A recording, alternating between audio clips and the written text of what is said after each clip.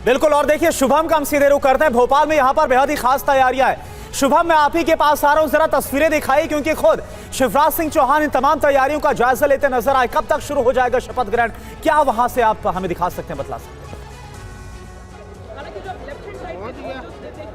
देखिए, सीधे मोतीलाल नेहरू स्टेडियम की तस्वीरें हम आपको दिखाते हैं। और चूंकि 11 राज्यों के मुख्यमंत्री आज इस शपथ समारोह में पहुंचेंगे, खुद प्रधानमंत्री नरेंद्र मोदी, अमित शाह, राजनाथ सिंह, जेपी नड्डा सभी पहुंच रहे हैं। मगर एक और ख़ास तस्वीर आप देखें तो यहाँ पर ख़ास तौर पर संतों को भी न्योता दिया गया है और उनके लिए एक अलग से मंच पर ही जगह तैयार की गई है। ये कुर्सियाँ देख रहे हैं और तकरीबन 5 से 7 संत यहाँ पर पहुँच भी चुके हैं। तो ये भी एक अलग तस्वीर है। आमतौर पर इस तरह की तस्वीरें इससे पहले के शपथ समारोह में कम ही देखने को मिलती थी या किसी कार्यक्रम में, मगर फिलहाल आज यहाँ पर अलग से इन संतों के लिए भी व्यवस्था की गई है।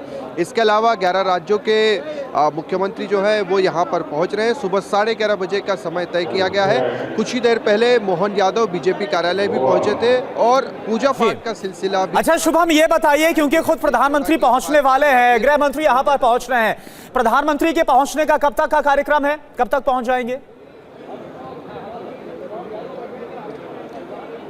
देखिए, प्रधानमंत्री सुबह 11:10 पर भोपाल स्टेट हैंगर एयरपोर्ट पर पहुंचेंगे और उसके बाद 11:20 पर इस मोतीलाल नेहरू स्टेडियम में होंगे। तकरीबन 1 घंटा प्रधानमंत्री नरेंद्र मोदी इस कार्यक्रम में रहने वाले हैं और उसके बाद वो सीधे छत्तीसगढ़ के लिए रवाना होंगे, जहां पर दोपहर 2:30 बजे शपथ ग्रहण समारोह रखा गया है। एक और जानकारी अभी निकल कर आ रही है कि जैसे ही शपथ समारोह खत्म होगा उसके बाद राज्यपाल इस कार्यक्रम से चले जाएंगे और प्रधानमंत्री नरेंद्र मोदी का एक छोटा सा भाषण भी इस कार्यक्रम के दौरान हो सकता है। बिल्कुल, और उस दौरान क्या कहा जाता है इस पर तो नजर रहेगी। लेकिन इस बीच बता दूं, बीजेपी से स्पोक्सपर्सन आरपी सिंह सर इस वक्त हमें ज्वाइन कर चुके हैं और कांग्रेस से इस वक्त डॉक्टर राजू वाघमरे हमें ज्वाइन कर चुके हैं। आरपी सिंह साहब, तैयारियां तो जोरों पर है, लेकिन सीएम के नाम पर सरप्राइज मिल चुका है। अब मुझे ये बता दीजिए, क्या मंत्रिमंडल भी चौंकाएगा?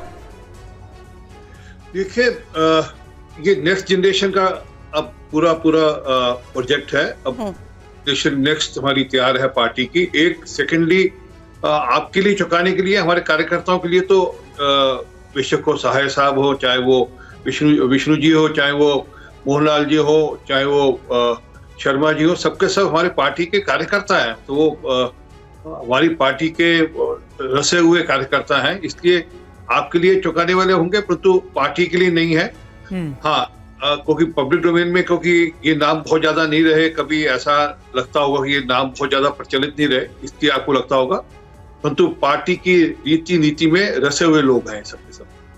बिल्कुल सही आपने कहा। लेकिन जिस तरीके से ये सवाल मैंने इसलिए भी किया था, एक छोटा सा सवाल मैं आपसे यहाँ पर राहुल जी लेना चाहूंगी, क्योंकि जिन तमाम फैक्टर्स को ध्यान में रखते हुए ये सब कुछ किया गया है, उसमें सर ने सबसे पहली बात ये खुद ही कह दी कि एक स्ट्रैटेजिकल मूव है और नेक्स्ट जनरेशन की अगर हम बात करें, नए चेहरों को मौका देने की और नई जिम्मेदारियों की जहां तक बात करें, यही आप बदलाव मंत्रिमंडल में भी एक्सपेक्ट कर सकते हैं राहुल सर? राहुल सर, आपसे सवाल है। मंत्रिमंडल पूरा आपका सवाल सुन नहीं पाया। मैं ये कह रही थी, एमपी में भी अब किसको क्या जिम्मेदारी दी जानी है, इसको देखते हुए भी कुछ स्ट्रैटेजिकल मूव अपनाए जाएंगे, क्योंकि एक बड़ा एक्सपीरियंस जो शिवराज को रहा है एमपी को ध्यान में रखते हुए, ये जो बड़ी जिम्मेदारी अब आने वाले वक्त में सरकार को निभानी है, बड़ी चुनौतियां भी हैं। चुनौतियां तो है ही। पहली बात तो सबके सामने, तीनों के सामने चुनौतियां ये हैं मंत्रिमंडल के सामने कि उनको अपने अपने राज्यों में जो भी चुनावी घोषणा पत्र थे उनकी सारी वायदों को पूरा करना है जी। लेकिन एक मोटी बात जो मुझे समझ में आ रही है इन तीनों राज्यों में जो प्रयोग किए हैं बीजेपी ने, उनको देखते हुए कि अब राज्यों में एक जो पहले स्वायत्त नेतृत्व के उभरने की बात और अब हम देखते आए हैं, अनुभव रहा है पूरे इतने दशकों में भारत में, उसकी जगह अब नए चेहरों को इस आधार पे उनके साथ प्रयोग किया जा रहा है कि उनको मौका मिल रहा है अपने आप को सिद्ध करने का। लेकिन बड़े निर्णय, नीतिगत निर्णय और बड़े फैसले ये अब केंद्र से होंगे। साथ में नौकरशाहों की एक भूमिका होगी, प्रमुख भूमिका होगी।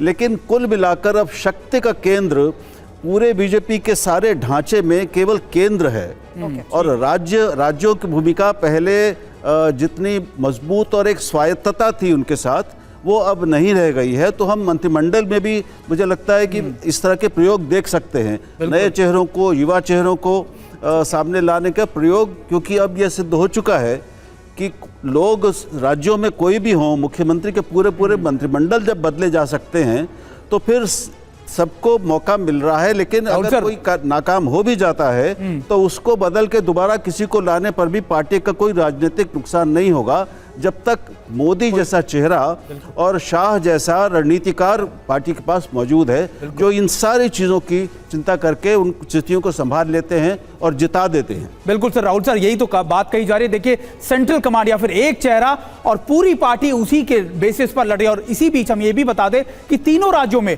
पीएम मोदी के चेहरे पर ही चुनाव लड़े गए और तीनों ही जगहों पर बम्पर जीत भी हासिल की गई और 2024 का विजय मंत्र मिलने का दावा भी किया जा रहा है। हम आपको जरा ग्राफिक्स के जरिए समझाते हैं कि आखिरकार मोदी के चेहरे पर चुनाव आखिरकार लड़ने से क्या फायदा मिला। मध्य प्रदेश, छत्तीसगढ़ में पीएम मोदी के चेहरे पर लगातार चुनाव लड़ा गया। यहां तक कि राजस्थान में 2014 के अंदर, हरियाणा में, उत्तर प्रदेश 2017 में और असम 2021 और त्रिपुरा 2023। ये वो विधानसभा चुनाव है जो प्रधानमंत्री मोदी के चेहरे पर ही जीते गए। मोदी के नाम पर और काम पर चुनाव लड़ा गया। देखिए मोदी का मैजिक अब भी जारी है। ये संदेश साफ हो चुका है इन विधानसभा चुनावों के नतीजों के बाद। मोदी की गारंटी इन चुनावों में भी, विधानसभा चुनावों में चली है। मोदी के सामने एंटी इनकम्बेंसी पूरी तरीके से फेल हो गई। ये मध्य प्रदेश ने साबित कर दिया और जातीय जनगणना पर मोदी की 4 जाति भारी पड़ी है। मोदी की योजना का फायदा भी हुआ है।